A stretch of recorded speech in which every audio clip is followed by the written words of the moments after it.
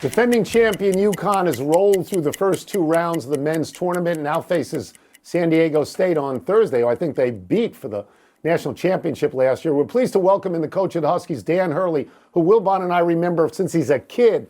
Let's start with this. Over the last 2 years, UConn has won 8 straight NCAA tournament games, all by double digits.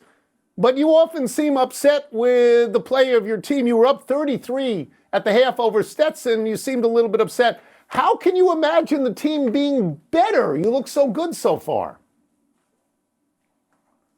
Yeah, I think, I don't show me a great coach that's ever really kind of happy with how things are going. I haven't seen him. I've seen, Nick Saban and these coaches losing their minds in games when the execution just, falls off a little bit. And obviously what we're trying to do this year is something that's not been done a lot, trying to make history. And in order to do that, you got to be on point.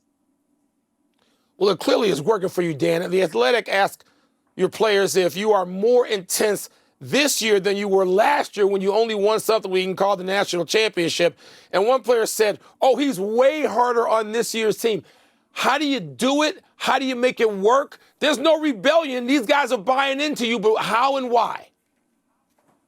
Yeah, we just, we've got a culture and we're up front about it when we recruit these guys. We've got, kind of like old souls, old school families around these players, old school mentality with the players themselves. They allow us to coach them hard and get the absolute most out of them. They're all about winning. And really, I think, when you play at a place like UConn with the history with Coach Calhoun and Gino Auriemma and Kevin Ollie, the national championship, tradition and recent history, done it better than anyone else, in college basketball. That there's a pressure here that I think prepares you to play in March. Every time you step on the court at UConn, it's a big game. So I think we can handle, the spotlight well this time of year. I want to zero in a little bit on sort of what happened going into this tournament. You were a little tough on the selection committee for your path. By the way, Tony and I agreed with you. And even on Thursday night's early start time against San Diego State, do you really think the committee was trying to make it tough on you guys and it just wind up this way?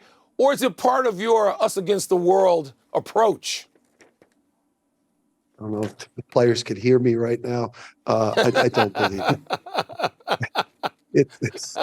I don't really believe that they are conspiring against me, my family, my program. I don't believe that. But I do think that, you got to use some external things to keep that edge and to keep that focus, especially now where we were closer to being picked 4th in the Big East preseason poll than we were 3rd by the coaches. So, we didn't come into the season with the expectation that we were going to be the best team in the country. And I've tried this whole year to root out complacency with all of my people in the organization, to the point of risking driving people crazy. But when you're trying to reach crazy levels of success, you've got to be wired a little bit different. You are not as old, of course, as Tony and I are, but you're old enough to have a sense of college basketball history to a great degree. And so, Dan, what resonates with you? Who and what teams resonate with you going back, whether it's back as far as UNLV and those teams or further, or of course the great Duke teams or Kansas? Who and what resonates with you in that way? What does great college basketball look like? I mean, really all of it. I mean, my first memories really would be the Big East tournament, Pearl Washington, the late Pearl, versus those Georgetown teams at MSG, when the Big East was just about to take off. And, the NC State, Houston, Lorenzo Charles, Phi Slamma Jamma, Michael Jordan, Georgetown, Final Four, all the way then obviously growing up intimate, understanding of the, Duke, UNLV, that great game in Indiana after getting blown out in Denver. So obviously when your dad is Bob Hurley Sr., the exposure to basketball started, particularly young age. We'll get you out of here on this. And by the way, you have just talked about Wilbon's career and my career covering college basketball all the way through. So we have nothing more to say about that. But we'll get to you on this question. You've been known to be highly superstitious, but your dad, a great basketball coach, said he constantly messes with you. You never know when he's being serious. And you got a good friend, I hope I pronounce his name right, Jeff Billett, who just says he's full of bleep. He's the best. We think maybe you're pulling everybody's leg. Is that true? Superstitions? Oh, I've got, it's crazy. And it's like the pressure to kind of remember like what outfit I wore 2 days out from a game, 1 day out, what socks I wore, the underwear obviously have gotten a lot of attention.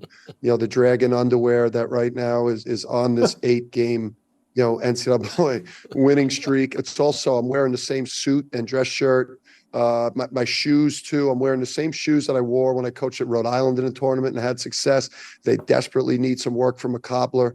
The M&M. I got a lot of stuff going on right now, and it's been a nice distraction from maybe the pressure of what we're trying to pull off. That's great to hear for somebody like me who carries amulets with him for good luck. Thank you and best of luck, Dan. Dan, thanks so much. Appreciate it.